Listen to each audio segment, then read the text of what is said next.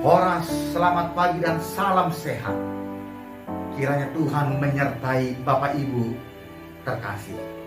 Sebelum kita beraktivitas, saya hendak mengajak kita untuk mendengarkan firman Tuhan yang menjadi kekuatan bagi kita. Marilah kita berdoa. Kasih karunia dan damai sejahtera dari Allah Bapa dan dari anaknya Tuhan Yesus Kristus menyertai kamu sekalian. Amin. Firman Tuhan bagi kita hari ini diambil dari kitab Roma pasal 12 ayat 19. Saudara-saudaraku yang kekasih, janganlah kamu sendiri menuntut pembalasan, tetapi berilah tempat kepada murka Allah. Sebab ada tertulis, pembalasan itu adalah hakku. Akulah yang akan menuntut pembalasan, firman Tuhan. Demikianlah pembacaan firman Tuhan kita. Bapak Ibu yang terkasih, ketika ada orang yang melakukan kejahatan, melakukan perbuatan yang tidak menyenangkan, atau mungkin berkata atau berucap dengan nada tinggi terhadap kita, apa yang menjadi respons kita? Apakah kita membalas dengan nada yang tinggi juga? Apakah kita membalas dengan kejahatan?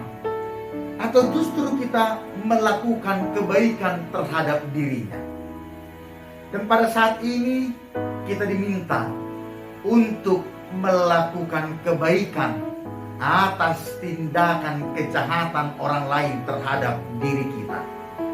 Karena dengan kita melakukan kejahatan untuk menuntut pembalasan, melakukan kejahatan karena orang lain berbuat jahat kepada kita, sesungguhnya kita telah mengambil hak Allah itu sendiri, yaitu pembalasan.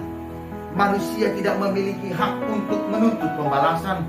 Manusia tidak memiliki hak untuk melakukan pembalasan. Tetapi manusia diminta untuk melakukan kasih, kebaikan terhadap orang lain, walau orang itu melakukan yang jahat terhadap kita. Karena Allah kita adalah Allah yang adil, Allah kita adalah Allah yang kasih, Allah kita adalah Allah yang peduli terhadap hidup kita. Maka Dia pun yang akan melakukan pembalasan terhadap orang lain atas diri kita, sehingga kita tidak mencemarkan diri kita, tetapi keadilan Allah akan nyata dan Ia akan menunjukkan keadilannya ketika kita tetap hidup di dalam kasih atas tindakan orang lain yang berbuat jahat. Tidak jarang orang membawa dendam, membawa kebencian, sampai ketika dia hendak menghembuskan napas terakhir.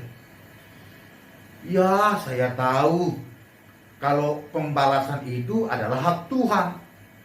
Tetapi Tuhan, jangan lupa ya, tolong cepat balaskan, bisa saja begitu berbicara.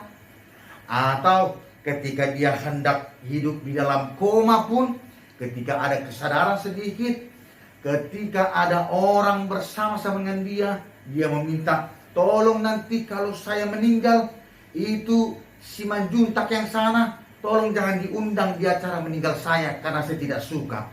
Bagaimana dia tahu kalau dia sudah meninggal siapa yang datang atau tidak? Kebencian akan terus hidup dan akan merusak diri kita ketika hidup menghabiskan waktu memikirkan balas dendam, memikirkan tindak kejahatan, maka waktu akan menjadi sia-sia di dalam kehidupan kita. Tetapi Paulus juga mengingatkan di ayat 17 bahwa kejahatan harus dilakukan, dibalaskan dengan kebaikan. Bahkan dengan melakukan kebaikan. Ketika ia lapar, kita kasih dia makan. Ketika dia haus, kita kasih dia minum. Dengan itu, kita menaruh bara api di atas kepalanya. Artinya ia akan mendapatkan malu. Ia tidak akan melakukan kejahatan karena kita melakukan kebaikan. Dan dia sendirilah yang akan menjadi kalah. Tetapi ketika kejahatan dengan kejahatan akan bertempur, maka siapapun yang menang, dia akan menjadi arang, dan yang kalah akan menjadi abu. Tidak ada yang menang, tetapi keduanya akan menjadi yang kalah. Karena itu kita diminta di ayat yang selanjutnya, janganlah kita kalah terhadap kejahatan, tetapi kalahkanlah kejahatan dengan kebaikan. Kejahatan akan terus bertumbuh, akan terus merebak ketika orang-orang baik tidak mau bersuara dan melakukan kasih. Maka kejahatan akan semakin timbul. Tetapi marilah kita tekan kejahatan, sehingga kasih dan damai sejahtera akan senantiasa bertumbuh di dalam dunia. Bapak Ibu yang terkasih, percayalah, dunia ini sesungguhnya berisi orang-orang baik. Tetapi bila kita tidak menemukan satu orang baik, maka jadikanlah diri kita menjadi satu-satunya orang baik itu.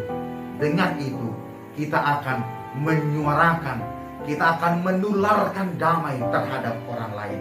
Maka damai perlahan akan terus bertumbuh dan akan terus bersemai di dalam kehidupan manusia. Mari hilangkan kebencian, mari hilangkan kejahatan, mari kita berpikir kebaikan. Karena Allah kita adalah Allah yang murah hati, maka marilah kita menjadi orang yang murah hati. Lukas pasal 6 ayat 36. Selamat hidup berdamai, selamat menyuarakan damai, dan Tuhan menguatkan kita menjadi pembawa damai. Amin. Mari kita berdoa. Kami bersyukur Allah atas kasih-Mu, sehingga kami senantiasa bersuka cita. Oleh karena itu kuatkanlah kami untuk juga memberikan sukacita terhadap sesama kami.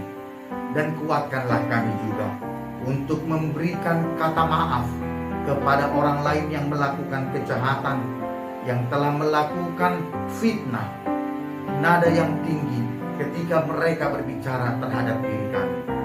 Tetapi biarlah kami membalasnya dengan kebaikan, dengan perkataan kasih, dengan perdamaian. Dengan itu kami juga turut telah memutus mata rantai kejahatan di dalam dunia.